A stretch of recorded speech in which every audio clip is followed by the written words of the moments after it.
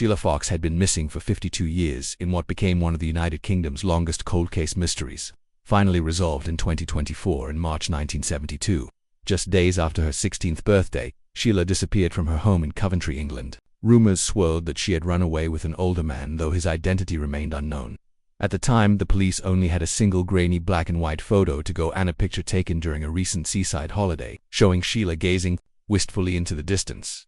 Sheila was born on February 26, 1956, in a modest terrace house on Galson Road, not far from Coventry's modernist cathedral. She was originally christened Sheila to reflect her parents' Irish heritage, but later changed the spelling to Sheila to better fit in with her English classmates. Her parents, Anne and Chris Fox, both from County Wexford in Ireland, had moved to the Midlands after World War II when Chris, a bricklayer, found work rebuilding bomb-damaged Coventry. Sheila was the couple's first child born in England, while her older siblings John, Chris Jr., and Bridget had all been born in Ireland before the family's relocation.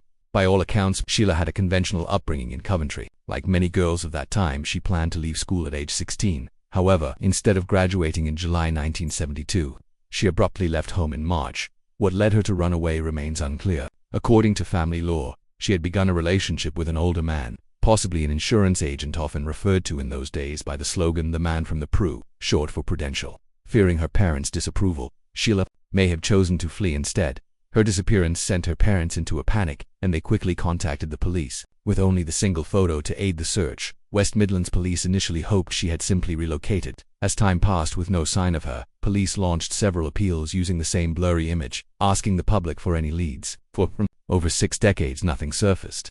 Then in 2024, the same photo was re-released in a fresh appeal. Within hours, members of the public came forward with vital information. Detective Sergeant Jenna Shaw remarked, "Every missing person has a story, and their families and friends deserve to know what happened to them and hopefully be reunited with them."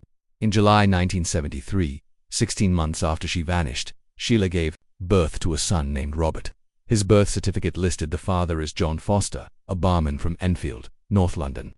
Sheila had also adopted the surname Foster, suggesting that she and John may have married. During this time, she remained estranged from her family. She eventually reached out to them again in the 1980s. By then, however, her entire family had moved to Delta, British Columbia in Canada, starting a new life in 1976, perhaps in part to escape the pain of her disappearance.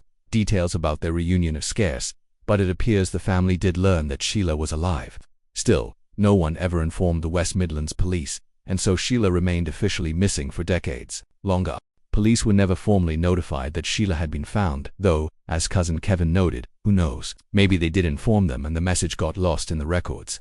What became of her relationship with John Foster remains uncertain. But by 1983, Sheila had married Jack Thorpe, a divorced father of 2 who was 7 years older than her. Sheila and her son Rob both adopted Jack's surname. Jack, a chauffeur originally from northwest London, was believed to have been living in the area with Sheila during that time. By 2003, the couple were living in a flat just off the North Circular Road in Cricklewood. In 2015, they bought a flat in Watford, where they still reside today. Sheila's son Rob, now 51, lives nearby in the Hertfordshire commuter town. Married and working as a lorry driver, he remains close to his mother and stepfather. In January 2025, West Midlands police finally tracked Sheila down at her Watford flat. When asked about her sudden public attention after decades of being classified as a missing person, Sheila kept her response brief. "It all happened a long time ago. I have moved on. It's all in the past. It has been a misunderstanding, and I do not want to say any more." Her mother Anne passed away in Delta, British Columbia, in August 1996. Her father, Chris, lived a long life and passed away there in 2019 at the age of 98. In 2018, when Sheila's brother Christopher died at the age of 71, she posted a heartfelt tribute proving that she was no longer estranged from her family. On Facebook she wrote, "Remembered with love, sleep well." A month later, on his birthday, she posted another message on legacy.com, "No card today. No cake, heavy hearts and tears. Blessed to have had you as my brother." Sheila X. Her surviving siblings continue to live in British Columbia, Canada. The discovery of Sheila brought closure to a 52-year mystery and marked the resolution of one of the longest-standing missing person cold cases in the West Midlands region. Meanwhile, another decades-old mystery was also finally solved. Over 30 years after committing to violent crimes, a perpetrator was identified and brought to justice. One of his victims had survived the attack. The other had not. On October 16, 1989, police in Mesa, Arizona, conducted a welfare check on 22-year-old Susan Amy Morse after she failed to appear for work. Inside her apartment, officers discovered Susan unresponsive on her bed. She had been beaten, strangled with an electrical cord, and indecently assaulted. The autopsy confirmed that she had died of asphyxiation. There were no signs of forced entry.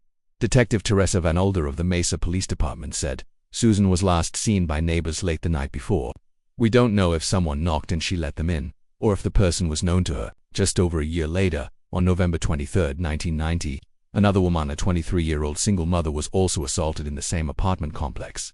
This time, the victim survived. She, too, was sexually assaulted, and her attacker stole cash and a VCR before fleeing. In both cases, police collected DNA and were able to establish a profile of the unknown male suspect. In 2002, the Mesa Police Department Crime Lab matched the DNA from both cases, confirming they were linked. The profile was run through the FBI's national database of convicted offenders but turned up no matches. Both cases went cold.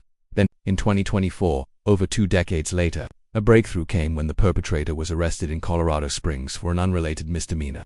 That arrest led to the collection of his DNA, which matched the crime scene samples. It was a long overdue resolution, one made possible by chance and the persistence of investigators. The renewed investigation into the apartment complex attacks coincided with the application of advanced DNA testing funded by the Saki Project. This breakthrough led to the identification of Thomas David Cox as the primary suspect. His DNA matched samples collected from both crime scenes, and his palm print matched one lifted from the second victim's apartment. Sergeant Chuck Trapani stated, "When there is new technology or new techniques to help identify a suspect or re-examine evidence, we embrace it. In this case, it paid off dramatically." Susan Morse, the first victim, had no known surviving family. Her parents had passed away. However, the second victim, the survivor of the 1990 assault, remains alive. According to the investigating detective, she was overjoyed that justice might finally be served. Following his identification, Cox was extradited from Colorado to Arizona. On February 2, 2024, he pleaded guilty to 1 count of first-degree premeditated murder and 1 count of aggravated assault. A judge sentenced him to life in prison with the possibility of parole after 25 years.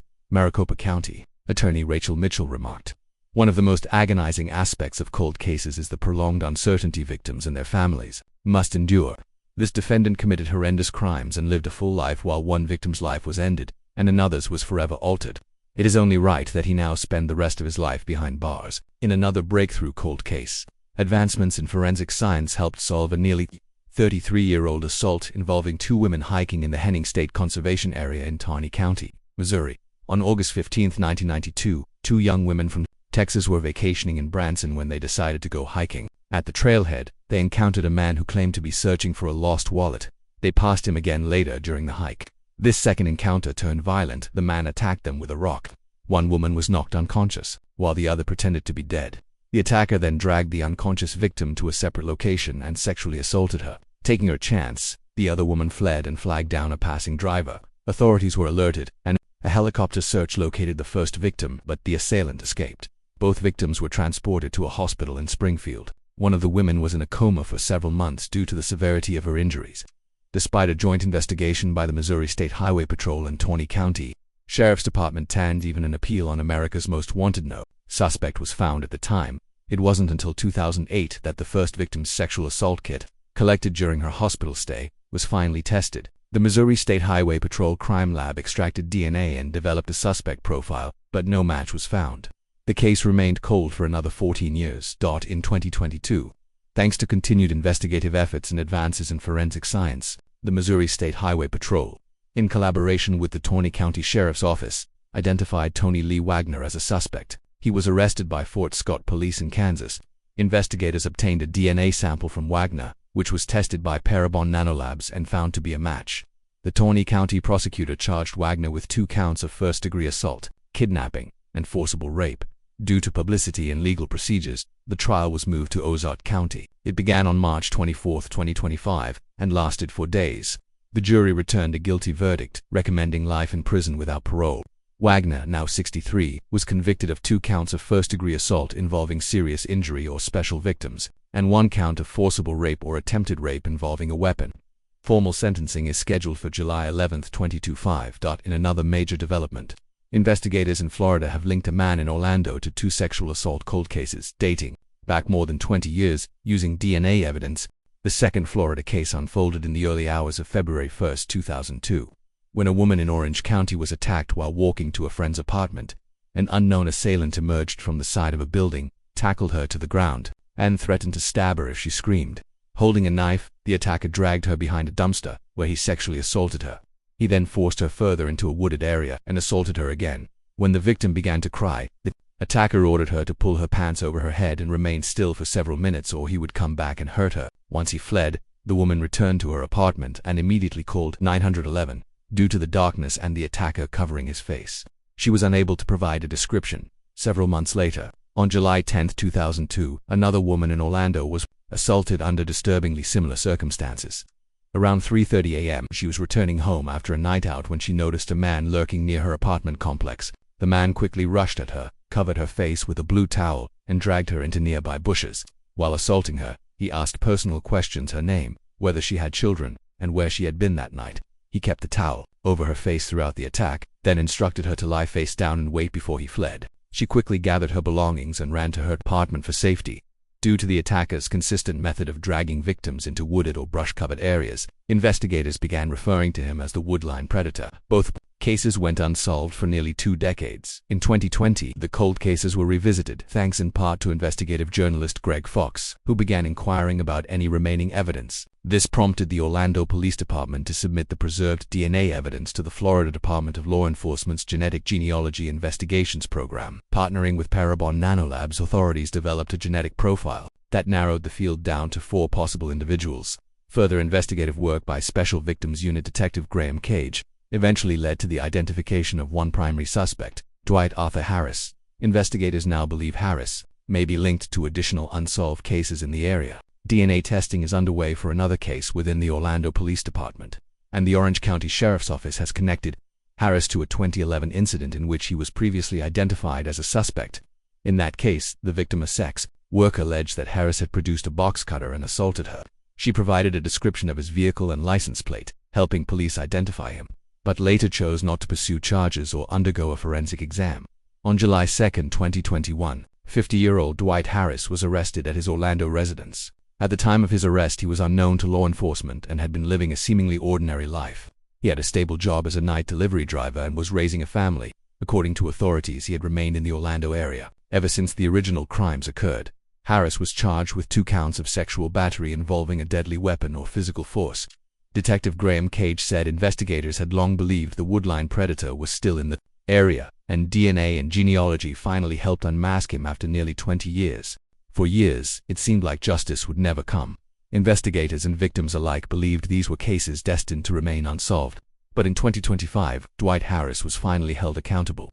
Before his sentencing, one of his victims testified, via video, delivering a powerful message about the toll the attack had taken on her life for 2 decades. "I've been the one serving a sentence not in a prison of bars, but a prison of memory, of shame, of nightmares, and the endless echoes of your cruelty," she said. "You are a coward not just because you hurt me, but because you've never had the strength to admit what you did." Initially, Harris pleaded not guilty.